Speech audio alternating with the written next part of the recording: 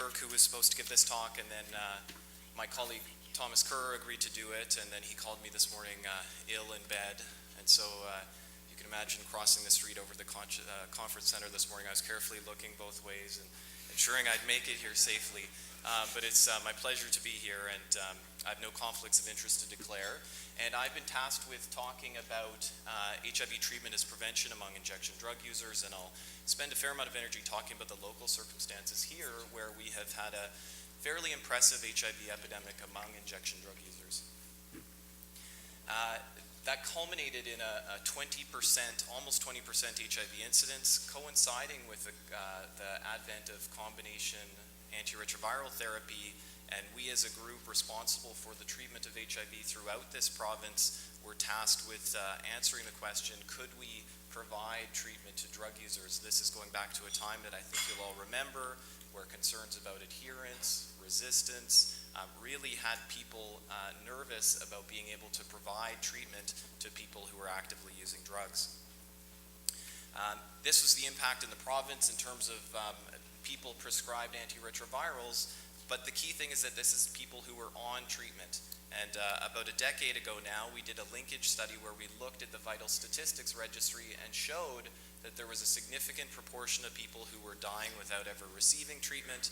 And of course, those were people, for the most part, who had a history of intravenous drug use and a reluctance to test and treat that population. If you look at the province-wide database, this was the experience, and this is a paper from several years ago, but you can see when we looked at all comers who had ever been prescribed antiretrovirals, the virological suppression rates were indeed lower in that group, but it wasn't because of some sort of biological difference between drug users and non-drug users, but it was actually a function of adherence. And when you looked at people who were adherent, which was indeed the majority of the cohort, both groups had excellent virological outcomes. Among the key tools that we've had locally is methadone, and we're fortunate in British Columbia that there aren't restrictions on where methadone can be prescribed or picked up, so any physician can prescribe it.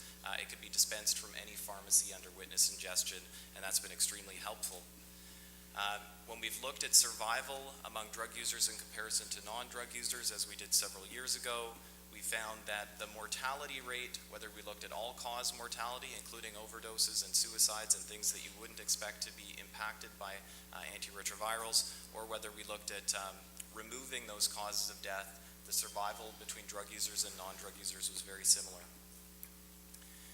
In terms of treatment as prevention, we were very fortunate to have two NIDA-funded cohorts in the downtown east side, the sort of traditional drug use neighborhood where a lot of poverty and homelessness is concentrated. And in this study, we looked in the one group at HIV incidence, and in the group of HIV-positive drug users that were under follow-up, we were able to estimate the community viral load. And this is basically what it looked like. You can see that the viral load was highest at the time of the HIV outbreak, which was driven largely by seroconverters. This was the HIV incidence, and then as the viral load came down, of course, so did the HIV incidence. This is observational data with all the limitations that you would expect to see with that, but it was quite compelling in that the study is misunderstood by some people. What we did is for every HIV negative person is we estimated the community viral load during the period since their last HIV test. So it was unique to every individual. And if you entered it into a multivariate model, you can see that the viral load had a very strong effect independent of people's self-reports of unsafe sex or syringe borrowing. So quite compelling, and of course 052 has demonstrated that this is likely what actually happened. Similar data, of course, from Baltimore, from Gregory Kirk's group that showed the same thing with a viral load coming down over time as more people were on antiretroviral therapy and HIV incidence coming down as well. So I sort of alluded to negative consequences, but there have been big fears about changes in behavior and other things among drug users subsequent to the prescription of antiretrovirals. So the hypothesis being that people who are sick with HIV infection, once they improve with HIV treatment, will be more active in the community.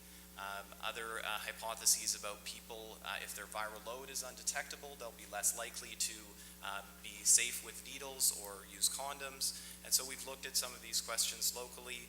Brandon Marshall, who's now at Brown, conducted this study where he sort of tried to define unsafe sex in every way we were able to in the database, and you can see there's really no correlation with starting antiretrovirals and increased sexual risk behavior. We did another study that looked at syringe lending among drug users after the initiation of HARD and showed the same thing. Our sister group in Baltimore has shown essentially the same thing, that starting people with a history of drug use on antiretrovirals is not associated with increases in risk behavior.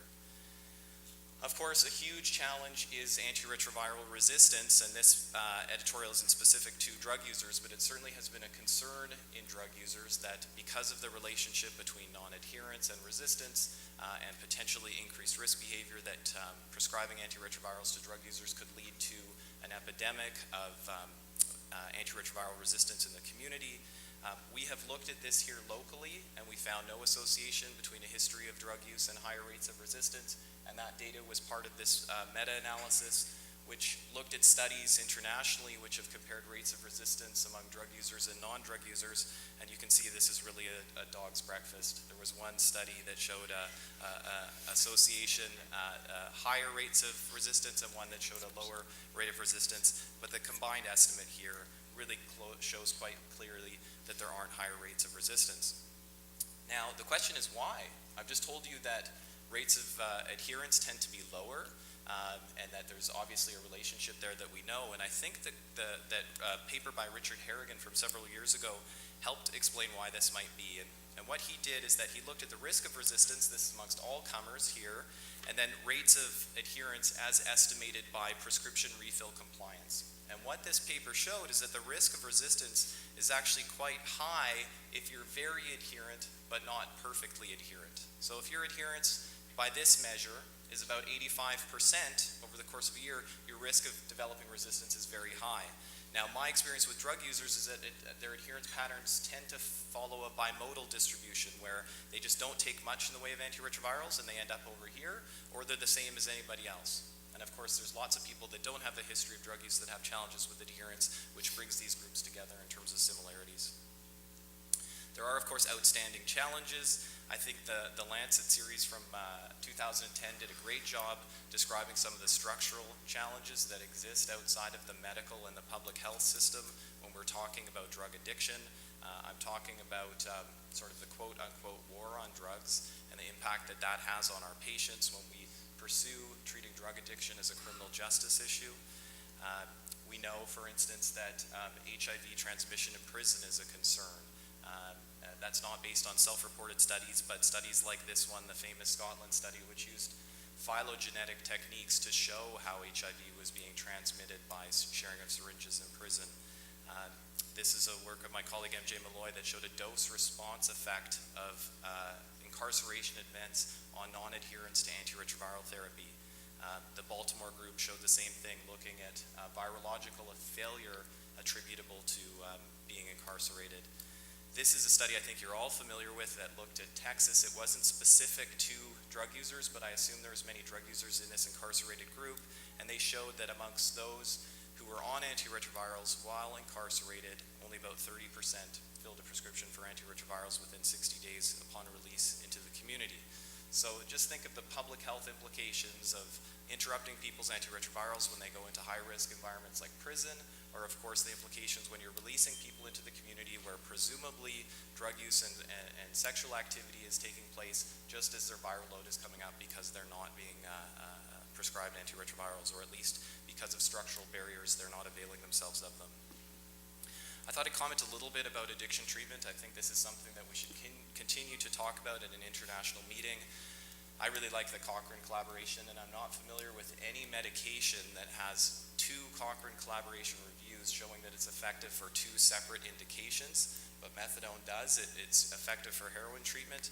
It's effective for the prevention of HIV infection, and as many of you will know, access to methadone is very restricted internationally, particularly in places where the HIV epidemic is really out of control among drug users, including in Russia, where methadone remains illegal, despite 2 Cochrane collaboration reviews. That's what the HIV epidemic looks like in Russia, and it's largely driven by heroin use.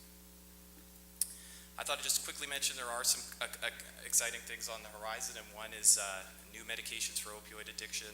This is a study from Russia that it's quite interesting in that extended release naltrexone can be given by intramuscular injection, and it blocks the opioid receptor for 30 days. So we don't know how it's going to stack up against opioid agonist therapy. That's a subject of a NIDA CTN trial, which will tell us that, but there are some exciting things happening in addiction medicine that I think will be useful tools for the toolbox from a treatment as prevention perspective. So just to wind up locally and I think internationally, a public health response to HIV disease among drug users has had many benefits. Locally in our sort of inner city neighborhood where I described the huge problems over a decade ago, there's been about a 90% reduction in new HIV cases because of the harm reduction and treatment as prevention interventions that have really been paired and worked very well together. Obviously, criminalization and limited access to addiction treatment is a persistent concern, and a public health model involving structural medical system changes, I think,